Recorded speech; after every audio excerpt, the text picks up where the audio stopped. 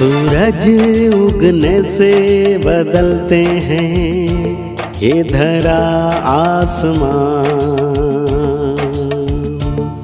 चलते रहने से हो जाती है हर मुश्किल आसान। चिंता को छोड़ कर आओ कर ले मन में शुभ चिंतन, हर पल को कर ले सफल सफल कह रही है ये पवन। संवार ले सुधार ले कर समस्या का समाधान, संवार ले सुधार ले कर समस्या का समाधान, कर समस्या का समाधान, कर समस्या का समाधान, कर समस्या का समाधान, कर समस्या का समाधान, कर समस्या का समाधान। नमस्कार, आदाब, सत श्री अकाल मित्रों, स्वागत है समाधान कार्यक्रम में आप सभी का। मेडिटेशन के ऊपर हमारी लगातार चर्चा हो रही है और अब तक हमने जाना कि हम आत्माएं हैं, जो कि मेडिटेशन का मूल आधार है। मेडिटेशन की महत्ता पे हम बहुत सारी चर्चाएं कर चुके हैं। वास्तव में शारीरिक, मानसिक, बौद्धिक इन सभी विकास के लिए मेडिटेशन परम आवश्यक है और लगातार हम ये चर्चा करते ही आ रहे हैं कि हर समस्या के मूल में मेडिटेशन ही है जिसके माध्यम से हम समाधान प्राप्त कर सकते हैं। तो क्यों ना मेडिटेशन को विस्तार से समझा जाए, जाना जाए। आत्मा को हमने समझा, आज की कड़ी में हम समझेंगे परमात्मा, जिन पर हमें अपना ध्यान एकाग्र करना है या जिनसे हमें शक्तियाँ प्राप्त करनी है, वो कौन हैं, कहाँ रहते हैं और किस प्रकार से हम उन पे अपना ध्यान एकाग्र कर सकते हैं। तो आइए आज की कड़ी में आदरणीय भ्राता जी का स्वागत करते हैं और शुरुआत करते हैं समाधान कार्यक्रम का। भ्राता जी, आपका बहुत बहुत स्वागत है।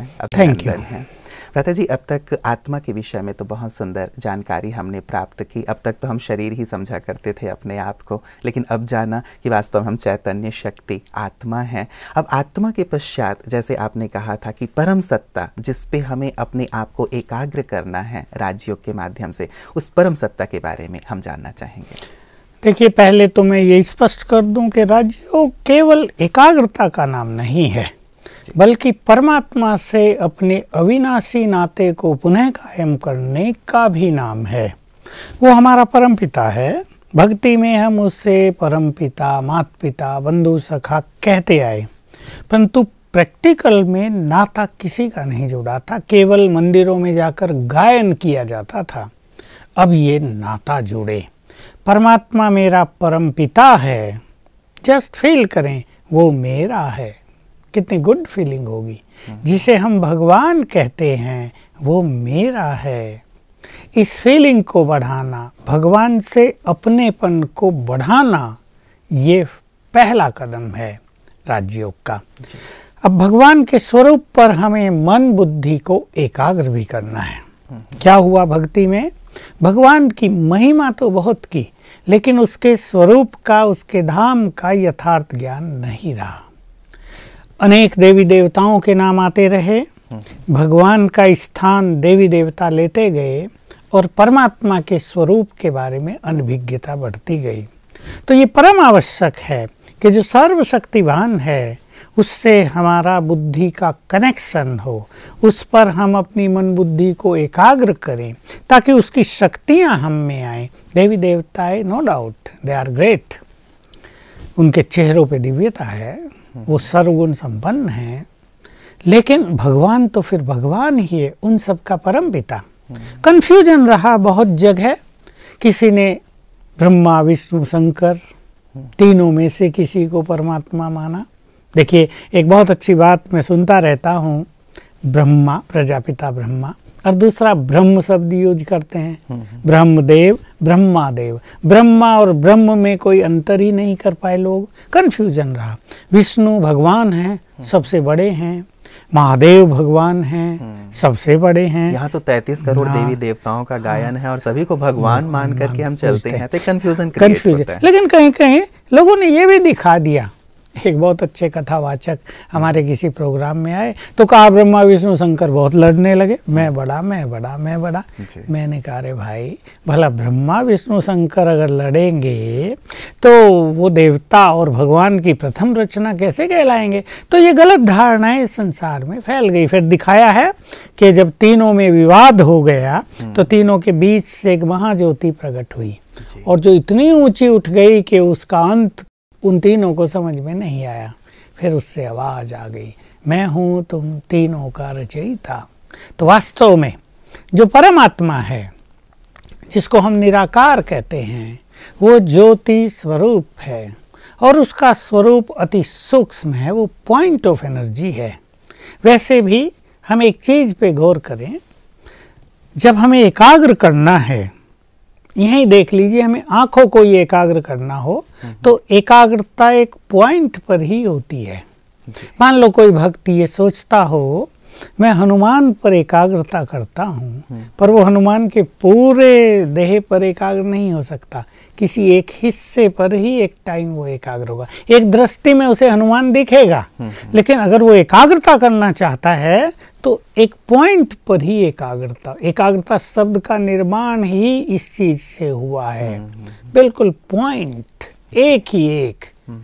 तो परमात्मा का स्वरूप भी अति सूक्ष्म है। शायद यही कारण है भ्राता जी, लगता है कि कई लोग ज्योति पर एकाग्र करते हैं, कई लोग कोई पॉइंट बना लेते हैं, उस पे एकाग्र कर लेते हैं। शायद ये यहीं से शुरू हुआ है जी। तो परमात्मा अति सूक्ष्म है, ये शब्द पुस्तकों में ग्रंथों में भी आ गया है। मैं सूक्ष्म अति सूक्ष्म हूँ, परमाणु से भी सूक्ष्म है परमात्मा। वैसे भी आत्मा और परमात्मा दोनों ही सत्ताएं अलौकिक हैं, भौतिक नहीं है, अभौतिक हैं। इनके इसलिए उनका स्वरूप भौतिक तो हो ही नहीं सकता, अलौकिक हैं तो अभौतिक हैं, इसलिए सूक्ष्म अति सूक्ष्म है। क्योंकि अति सूक्ष्म है, क्योंकि आंखों से दिखाई नहीं देता, इसलिए उसको निराकार कहा जाता है। निराकार कहने का एक तात्पर्य और भी होता है। देखिए, हम मनुष्यों को शरीर है, हालांकि आत्मा भी निराकारी है, परंतु क्योंकि हम शरीर में हैं इसलिए हम मनुष्य हैं, साकार इसको कहा जाता है। सूक्ष्म लोक के देवता होते हैं, उन्हें आकारी कहा जाता है। ब्रह्मा विष्णु शंकर फरिश्ते आकारी, उनको सूक्ष्म प्रकाश की देह होती है। लेकिन उससे ऊपर एक तीसरी स्थिति है निराकार स्थिति, जिसमें आत्मा और परमात्मा ये दोनों हैं। तो परमात्मा सूक्ष्म अति सूक्ष्म, लेकिन उसके चारों ओर उसका प्रभामंडल रहता है। इसको लोगों ने कारण शरीर कह दिया है। उसकी आभा, उससे निकला हुआ तेज, उससे निकली हुई दिव्यता, शक्तियाँ, पवित्रता, वो चारों ओर दिखाई देती है, लेकिन उसका स्वरूप बिल्कुल सूक्ष्म बिंदु स्वरूप ही होता है। इसलिए मैंने स्पष्ट किया कि निराकार उसे कहा जाता है, क्योंकि न उसको मनुष्य जैसा तन, न सूक्ष्म स्वरूप देवताओं जैसा, निराकार जो देह रहित है। कहीं इसी से एक भ्रांति तो पैदा नहीं हो गई है लोगों में कि निराकार, यदि हम संधि विच्छेद करते हैं तो ऐसा आता है कि जिसका कोई आकार ही नहीं है, तो शायद इसीलिए उन्होंने मान लिया है कि परमात्मा का कोई रूप नहीं है। कई लोग ऐसा भी मानते हैं, तो ये शायद सत्य नहीं है। निराकार का अर्थ ही है कि अति सूक्ष्म, जिन्हें हम इन आंखों से शायद नहीं देख सकते। देखिए, एक शब्द के अलग अलग अर्थ होते हैं। जैसे परमात्मा को निर्गुण भी कहा जाता है जी। अभी निर्गुण का शाब्दिक अर्थ अगर किया जाए संधि विच्छेद, निर्गुण जिसमें कोई गुण नहीं, लेकिन भगवान को कह दे तुम में कोई गुण नहीं है, फिर महिमा क्यों कर रहे हैं? तो इसका भी अर्थ यही है कि वो गुणातीत है। ये जो गुण और अवगुण हैं, इनका नाता मनुष्यों से है, वो तो सागर है, इसलिए उसको निर्गुण कह दिया। यही निराकार का अर्थ है। ये सब सापेक्ष है, कंपैरिजन में इसको यूज किया जा रहा है कि साकार के सापेक्ष में, आकार के कंपैरिजन में वो बिल्कुल निराकार है, देह रहित है। तो वास्तव में इसके लिए अगर एक उचित शब्द प्रयोग किया जाएगा, वो है देह रहित। अर्थात परमात्मा की एक सिंपल परिभाषा हम सब जान लें, परमात्मा देहधारी नहीं है। अर्थात वो जो देहधारी है, चाहे वो मनुष्य है या देवता है या ब्रह्मा विष्णु शंकर हैं, किसी भी देहधारी को भगवान नहीं माना जा सकता। भगवान की महिमा बड़ी सुंदर है। वो जन्म मरण से न्यारे हैं। देखिए, एक ही महिमा में हम इस बात को समझ सकते हैं कि जो भी जन्म मरण में आए वो परमात्मा नहीं कहे जा सकते। बिल्कुल। तो ये एक बहुत सुंदर बात है। दूसरी बात कि ब्रह्मा जी, विष्णु भगवान या महादेव शंकर, तीनों में कौन बड़ा, ये विवाद जो लोगों ने उठाया है और ये जो शास्त्रों में आ गई है चर्चाएं, किसको बड़ा माने। तो किसी ने कहा भृगु ऋषि जी को भेजा था कि तीनों की परीक्षा लेकर आओ, तो देखो वो बताएगा कौन बड़ा। तो जब ब्रह्मा जी के पास गए तो जरा उनका नमस्कार आदि नहीं किया, ब्रह्मा जी क्रोधित हो गए। शंकर जी की भी कुछ ऐसी बात हुई। अब विष्णु जी की छाती में उन्होंने अपनी, वो शायद सो रहे थे तो उनको और गुस्सा आ गया कि वो दोनों ने सही रिस्पांस नहीं दिया। हाँ, विष्णु जी के पास जब गए तो भृगु जी ने अपनी लात मारी उनकी छाती में। अभी विष्णु जी उठे और उनके पैर दबाने लगे। हो मेरा वक्ष तो बड़ा कठोर है, वज्र के समान, तुम्हारी पैर को बहुत चोट लगी होगी, मैं दबा दूं। तो उनकी क्षमाशीलता, उनकी निर्मलता, उनकी सहनशीलता देखकर भृगु जी ने आकर बता दिया कि सबसे बड़े जो हैं भगवान वो विष्णु जी हैं। तो ऐसी भिन्न भिन्न मान्यताएं। भला ब्रह्मा जी को क्रोध कहाँ आएगा, शंकर जी क्रोधित कहाँ होंगे। और शायद भ्राता जी मुझे लगता है कि जब हम इस प्रकार की चर्चाएं करते हैं या आख्यान सुनते हैं तो फिर हम अपनी कमियों को भी उनके साथ करते हैं कि उनको भी तो ऐसे गुस्सा आया करता था। जब ब्रह्मा जी को गुस्सा आ सकता है तो फिर हमें भी तो आएगा ही आएगा। तो शायद हम अपनी कमियों को फिर सस्टेन करते रहते हैं। नहीं, इसका एक बहुत बड़ा नुकसान और हुआ कि दूसरे जो धर्म वाले जब वो भारत में अपना धर्म प्रचार करने आते हैं तो वो ये सब चीजें उठाते हैं कि देखा ये हिंदुओं के देवी देवता और भगवान ऐसे हैं। तो उन्हें ग्लानि करने का अवसर मिल बड़ा सहज अवसर हमने प्रदान कर दिया है। तो वास्तव में हम लोग ही अपने देवी देवताओं की, ब्रह्मा विष्णु शंकर की ग्लानि करने लगे तो दूसरों को मौका मिला उनके बारे में कुछ कुछ कहने का, क्योंकि वो शास्त्रों में लिखी हुई हैं। परमात्मा ने आकर स्पष्ट किया और परमात्मा ने आकर विशेष रूप से ये बात हमें कही, मेरे द्वारा ही तुम मेरे को संपूर्ण रूप से जान सकते हो। किसी शास्त्र ग्रंथ के आधार से, किसी गुरु और रिसर्च स्कॉलर के आधार से, किसी खोज के आधार से, किसी आचार्य या ऋषि के आधार से भगवान को संपूर्ण रूप से नहीं जाना जा सकता। और यही भारत में हुआ कि जितने आचार्य हुए, जितने ऋषि मुनि हुए, उन्होंने ग्रंथ लिखे, अलग अलग भगवान के बारे में मान्यताएं हो गई। तो अलग अलग क्षेत्रों में अलग अलग भगवान। तो विदेशियों को कहने का मौका मिला, भारत में तुम्हारे 33 कोटि भगवान, हमारा देखो एक भगवान। तुम तो कहते हो भगवान एक है और पूजा पाठ कर रहे हो अनेकों के, तुम्हारा धर्म गलत है। हमारा धर्म देखो केवल एक। बिल्कुल। तो ये लोगों को मतलब ये कहने का अवसर मिल गया। भ्राता जी, ये जो शास्त्रों में फिर देवताओं को दिखा दिया गया है कि वो भी आपस में मनमुटाव हो जाया करता था या उनके भी आपस में युद्ध हो जाया करते थे, इन बातों में कितनी सत्यता है वो हम जानना चाहेंगे आपसे। सत्य तो यही है कि देवता तो सर्वगुण संपन्न, संपूर्ण निर्विकारी, मर्यादा पुरुषोत्तम, संपूर्ण अहिंसक थे जी। लड़ाई झगड़ा युद्ध ये तो उनसे कहीं भी रिलेटेड नहीं। ये मन में उठने वाला युद्ध है। मन में दो वृत्तियां रहती, आसुरी वृत्तियां और देव वृत्तियां। दोनों में जब आपस में संघर्ष होता है, देव वृत्तियां आसुरी वृत्तियों को परास्त करना चाहती हैं, आसुरी वृत्तियां देव वृत्तियों को नष्ट कर देना चाहती हैं। इस द्वंद्व को देवासुर संग्राम के रूप में लोगों ने चित्रित कर दिया। वास्तव में ऐसा हो ही नहीं सकता। जो देवता हैं, फिर देखिए जो सीरियल भी दिखाते हैं, देवता ऊपर असुर नीचे। अब ऊपर से सूक्ष्म लोक से लड़ने के लिए देवता नीचे आएंगे, तो वास्तव में ये हंसी कराने वाली बात हो गई, ये ग्लानि हो गई। मतलब भाव ये है कि ये हमारे अंदर चलने वाला युद्ध है। हमारे अंदर ही देव स्वरूप भी है और दानव स्वरूप भी है, अवगुण भी है तो गुण भी है। तो और इन्हीं दोनों के द्वंद्व होता रहता है। गुणों की जीत हुई तो हम अच्छाई की ओर बढ़ते हैं, अवगुणों की जीत हुई तो हम आसुरियत की ओर बढ़ते हैं। यही भाव है इसका। तो परमात्मा इन सबसे ऊपर जी। तो हम उस बात को फिर से ले लें। परमात्मा के बारे में ये इंपॉर्टेंट बात जानने की है। परमात्मा, एक चित्र बना ले, ऊपर परमात्मा, नीचे ब्रह्मा विष्णु शंकर। तो परमात्मा इन तीनों देवों के भी रचयिता हैं, क्रिएटर हैं, यानी इन तीनों देवों से भी ऊपर हैं।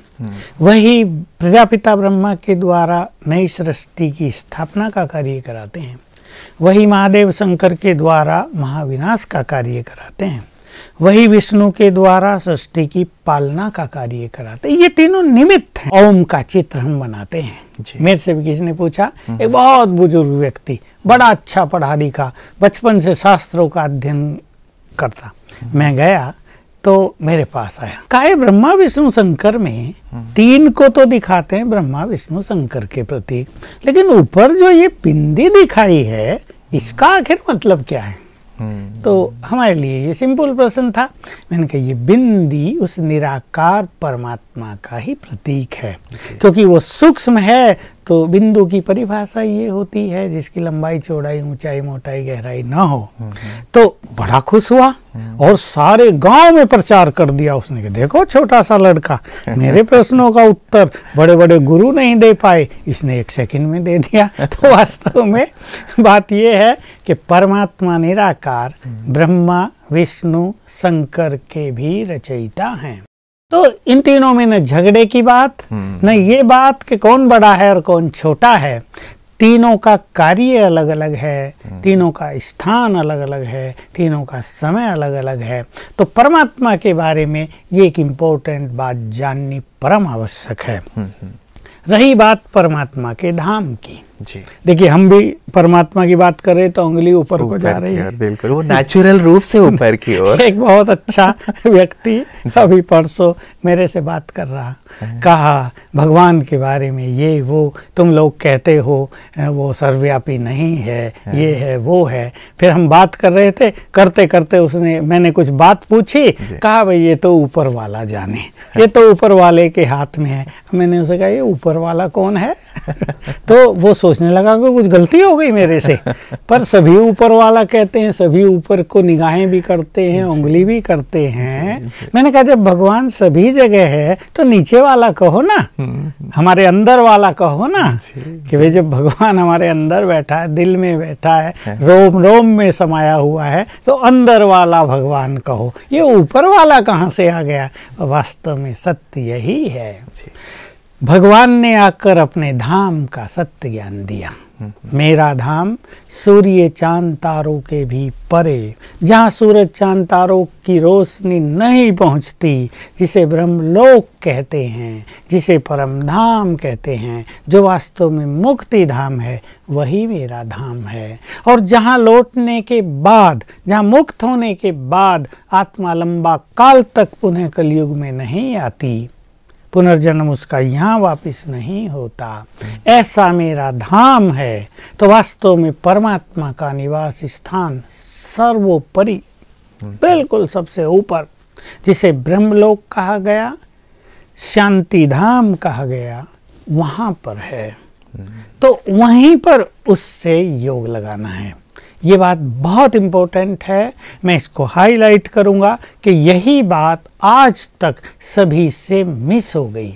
भगवान को ढूंढ रहे हैं, भगवान के पास जाना चाहते हैं, लेकिन जब ढूंढ रहे हैं उसके पास जाना चाहते हैं तो कहीं तो होगा ना। बिल्कुल। और वैसे गीता में भ्राता जी स्पष्ट कहा गया है कि मैं परम धाम का रहने वाला हूँ। वहाँ यही बहुत अच्छा श्लोक है जो मैंने सिंपल हिंदी में कहा, वो लोग जिसे सूर्य चांद का प्रकाश प्रकाशित नहीं करता, वही मेरा परम धाम है।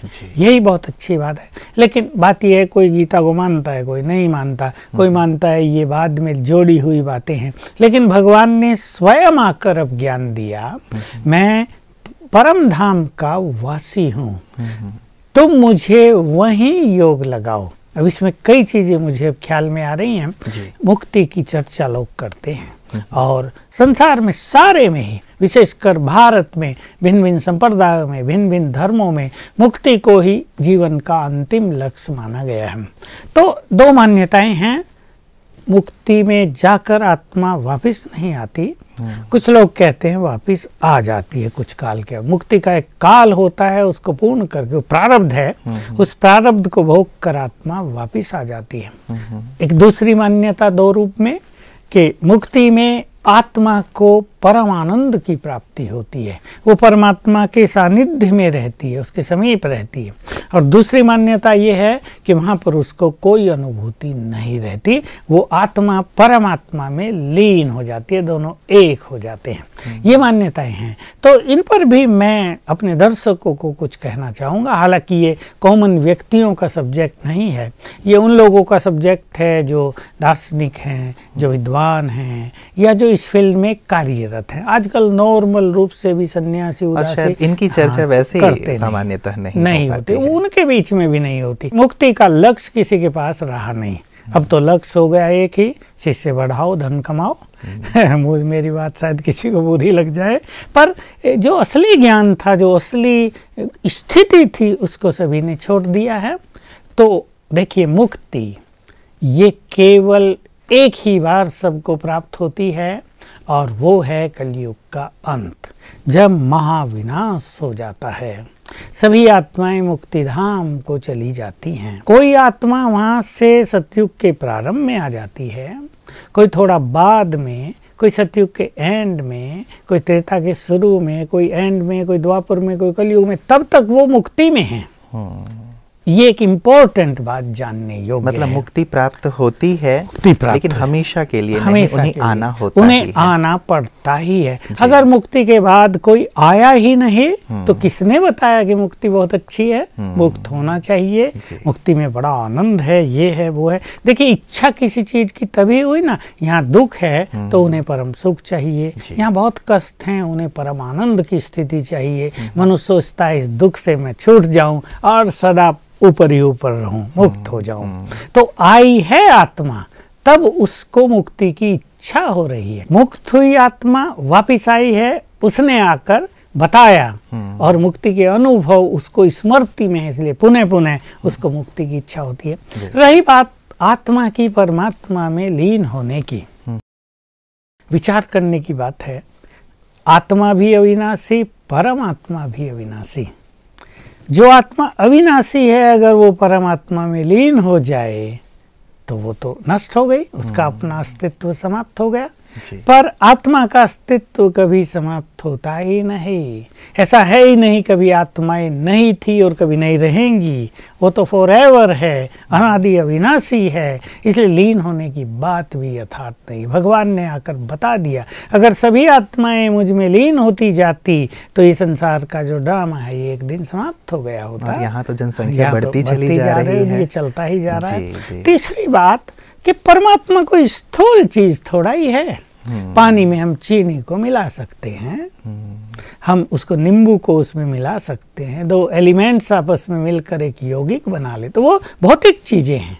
लेकिन जो अविनाशी है, जिसका स्वरूप ही सूक्ष्म अति सूक्ष्म है, उसमें मिलने की बात ही नहीं है। और मिलके तो कोई तीसरी चीज बनती है ना, तो आत्मा परमात्मा मिले तो क्या बन गया? तो वास्तव में आत्मा का परमात्मा में लीन होना, ये मान्यता यथार्थ नहीं है। रही बात आनंद और ना आनंद की, मुक्ति में आत्मा परमात्मा के समीप रहती है, ये बिल्कुल सत्य है। लेकिन वहाँ उसके पास मन बुद्धि है तो सही, पर शरीर नहीं है। जब तक ब्रेन ना हो, मन बुद्धि एक्टिव नहीं होते, इमर्ज रूप में कार्य नहीं करते हैं। तो ब्रह्मलोक में जब आत्माएं रहती हैं परमात्मा के समीप, तो उनकी मन बुद्धि इनएक्टिव है लेकिन एक्टिव नहीं है, इसलिए वहाँ कोई अनुभूति नहीं होती। वो शांति धाम है, लेकिन वहाँ शांति की अनुभूति नहीं होती, वो यहाँ से हमें होगी। वहाँ अथाह आनंद है, लेकिन उस आनंद की अनुभूति वहाँ नहीं होगी, यहाँ होगी। इसलिए मुक्ति में आनंद नहीं, वो उसकी अनुभूति यहाँ हम कर सकते हैं जब मुक्ति के लिए हम साधनाएं करते हैं। बिल्कुल। तो फिर इसके लिए इतना प्रयास क्यों है भ्राता जी? एक जो चाह है, एक ललक है कि बस मोक्ष चाहिए, मोक्ष चाहिए, मोक्ष चाहिए, तो ये जो ललक है वो क्यों है फिर, यदि वो अनुभूति वहाँ नहीं है? उसका कारण यही है कि यहाँ दुख बहुत है और मनुष्य सोचता है इस दुख से हम छूट जाएं, और पाप मनुष्य के ऊपर बहुत हो गए, उनका संचय हो गया, वो बहुत इकट्ठे हो गए हैं, स्टोर हो गया है उनका। उसके कारण मनुष्य पीड़ित है, मानसिक रूप से पीड़ित है, शारीरिक रूप से पीड़ित है, संबंधों में पीड़ित है। इसलिए वो चाहता है इन सबसे छूटा, अरे छोड़ो झंझट सब, चलो मुक्ति में, और बिल्कुल यहाँ के सब झंझटों से मुक्त होकर परम आनंद में रहें। लेकिन यहाँ से वो एक ऐसी स्थिति है, आनंद तो वहाँ है ही, शांति तो वहाँ है ही, पर उसकी अनुभूति के लिए क्योंकि मन बुद्धि का एक्टिव होना आवश्यक है, इसलिए वहाँ मन बुद्धि एक्टिव नहीं है, इसलिए वो चीज़ें वहाँ अनुभूति में नहीं आती, लेकिन वो शांति, वो आनंद आत्मा में समा अवश्य जाता है। बिल्कुल, इसीलिए उसकी चाहना यहाँ पे हमारी बनी रहती है। भ्राता जी, तो एक बात स्पष्ट हुई कि परमात्मा परम धाम के रहने वाले हैं, लेकिन ज़्यादातर जो अब तक हमारी मान्यता रही है, हम मानते रहे हैं कण कण में भगवान है, भगवान यही है, सर्वव्यापी है, मुझ में भी भगवान, तुझ में भी भगवान, हर जीव जंतु में भगवान, जहाँ देखूँ तू ही तू है। तो ये मान्यता जो प्रचलित हुई वो क्यों हुई, और इसके पीछे जो एक कारण बन गया वो क्या रहा? देखिए, इसके बहुत सारे कारण हैं। इस शरीर में, हर एक के शरीर में आत्मा रहती है जी। आत्मा चेतन है, तो आत्मा और परमात्मा का भेद न जानने के कारण लोगों ने मान लिया कि देह में परमात्मा ही है आत्मा। वास्तव में हम सब आत्माएं हैं। दूसरी चीज थी, परमात्मा के बहुत सारे अनुभव हुए, जहाँ तहाँ हुए। जिस भक्त ने जहाँ उसको जिस स्वरूप में याद किया, उसको उसका अनुभव हो गया, साक्षात्कार हो गए। मीरा ने भी कहा, जिधर देखती हूँ उधर तू ही तू है, ये उनकी प्रेम भावना थी। तो इस तरह से ये सर्वव्यापी की मान्यता बढ़ती आई। लेकिन है नहीं, सत्य ये है कि परमात्मा चारों तरफ सर्वव्यापी नहीं है। भगवान ने स्वयं आकर ये बात स्पष्ट कर दी कि मैं तुम्हारे अंदर नहीं हूं। अगर मैं तुम्हारे अंदर होता तो तुम क्या होते, सोचो। जिसकी याद से ही मन आनंद से भरपूर हो जाता है, वो अगर निरंतर हमारे अंदर बैठा रहे तो क्या हम परम शांति और परम आनंद में नहीं रहेंगे? लोग कह देते हैं माया का पर्दा है, ये अनुभव नहीं होने देता। परमात्मा के वाइब्रेशंस के आगे माया का पर्दा भला कैसे ठहर सकता है? इसलिए भगवान हमारे अंदर नहीं है। वो अगर हमारे अंदर होता तो शांति का सागर लहराया करता। अगर वो इस संसार में होता तो यहाँ परम शांति रही होती। वास्तव में वो यहाँ है नहीं, तभी तो संसार की ये दुर्दशा है। और शायद इसीलिए हम पुकारते भी हैं कि हे प्रभु आओ, हे प्रभु आओ, इस संसार को और हम सबको दुख से उबारो। इसका भाव भी शायद यही है कि वो यहाँ पे नहीं है, अनुपस्थित हैं और कहीं और रहने वाले हैं। तो परम धाम के रहने वाले हैं परमात्मा, ये बात बिल्कुल स्पष्ट हो गई। भ्राता जी, एक मान्यता और है, कई लोग प्रकृति को ही परमात्मा मानते हैं। जल है, अग्नि है, वायु है, प्रकृति है जड़। देखिए, पानी है, पेड़ पौधे हैं, हालांकि लोग उनमें भी चेतनता मानते हैं, उनकी पूजा भी करते हैं। पूजा भी करते हैं। ये तो भारत में ऐसी चीज है कि सबको मान्यता देना, सबका सम्मान करना, वो अलग चीज है। लेकिन ये संसार तीन चीजों से मिलकर ही चलता है, आत्मा और प्रकृति, दो चीजों का मिलन, और तीसरा है परमात्मा, जिसकी याद करते हैं लोग, बस। तो प्रकृति जड़ चीज है, परमात्मा तो सदा चेतन है। प्रकृति का मिलन तो देह से हो रहा है, परमात्मा आत्मा से बिल्कुल अलग है, इसलिए दोनों एक नहीं कहे जा सकते। बिल्कुल, तो मतलब परमात्मा का स्वरूप अपना है, प्रकृति जड़ है जो हमें सुख प्रदान कर रही है, इसीलिए उसके प्रति सम्मान अर्पित करने के लिए शायद कई बार हम उनकी पूजा करते हैं या परमात्मा उन्हें मान लेते हैं, लेकिन सत्य ये नहीं है। भ्राता जी, बहुत सुंदर और गहन आध्यात्मिक चर्चा हो रही है आज हमारी। मैं चाहूँगा कि इस चर्चा को हम आगे बढ़ाएं और वो परम सत्ता जो हमारे अपने हैं, आपने शुरुआत बहुत अच्छी की थी कि अब तक हम उन्हें गाते पूजते आए हैं, लेकिन वो अपनापन हमने नहीं जोड़ा है। हम जरूर इनकी संपूर्ण जानकारी आपसे लेंगे और वो जो अपनापन है, वो अपनापन जरूर उससे जोड़ेंगे। आज की तमाम चर्चाओं के लिए आपका बहुत बहुत शुक्रिया। मित्रों, परमात्मा सचमुच बहुत ही गहन, कहूँगा मैं, सूक्ष्म है और उनके विषय में चर्चा जितनी भी हम करें, करते ही रहें ऐसा लगता है, क्योंकि जो सृष्टि के नियंता हैं, हमारे माता पिता हैं, उन्हें तो अवश्य हमें जानना चाहिए कि वो हैं कौन, कहाँ रहते हैं, कब आते हैं, क्या करते हैं। एक सुंदर प्रकाश हमें समाधान के माध्यम से प्राप्त हो रहा है। आप बने रहिएगा हमारे साथ, इस प्रकाश को हम आगे भी जारी रखेंगे आदरणीय भ्राता जी के साथ। आज के लिए इतना ही, दीजिए इजाज़त, नमस्कार।